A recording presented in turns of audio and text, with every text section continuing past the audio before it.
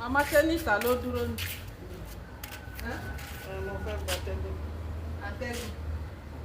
Ẹ kú gbádùn. They collect breeze. Ó ti fọ̀ tán. Ó ti fọ aṣọ tán. Mo ti fọ̀ tán. Bọ́ọ̀yà fẹ́ràn. Kí ló ṣe tó ra machine fridge? Machine fridge. Which one be machine fridge? God of mercy. Baba. Machine fridge. Which one is machine fridge? Machine fridge. Hey God, Baba don't know key. Baba, which one is machine fridge? Machine fridge. Machine fridge. Say machine fridge. Oh, you don't suffer. Mama, be washing machine. Hey, Machine fridge. washing machine or simple machine fridge. Machine fridge. Well, I don't know which one. Tí o sọ fún ìyá Favour. Èyí tó ń sọ fún ìyá Machine fridge ó mọ̀ pé ìyá Favour tó bá wà ní Saturday wà fọ aṣọ ni. Ṣé bó mọ̀ pé ẹ̀kan lọ́sẹ̀ ni? Ẹyọ kan lọ́sẹ̀. Ṣé o mọ̀ pé tó bá jẹ́ pé machine fridge wà lẹ́ẹ̀mejì, á ti fọ̀ tán látẹ̀lé wà á ti ṣá, á ti gbẹ. Machine fridge. Machine fridge. Bẹ́ẹ̀ni. Ṣé machine abeg which one is Baba is calling machine fridge? Baba washing machine ló ń pè. Machine fridge.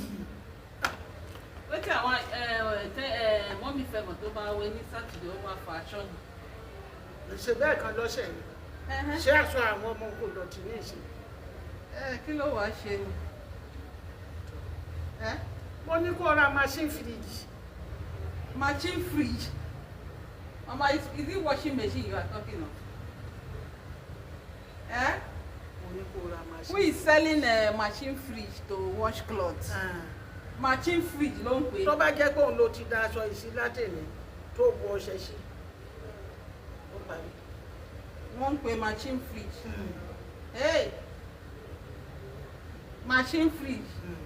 Mama washing machine ló ń pè. Ó mọ̀ pé iná tó bá dé. Ṣebí ìjẹta ni kò sí iná rárá. Tó bá ìyá Favour, at least the small money wà dey pay am. Ìyá Favour tó bá wá ní Saturday ó fọ gbogbo mi. Tó bá ti pé ra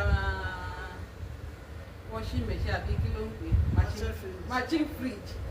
Tó bá ra machine fridge ní ìsìn kò sí iná.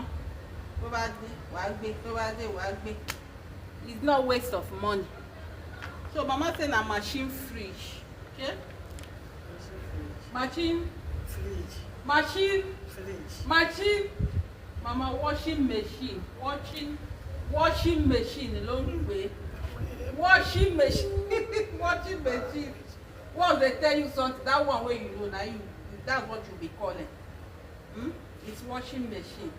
Wọ́n pè machine fridge. Ṣé o ti gbọ́? Wọ́n pè machine fridge. Let me go and try the clothes.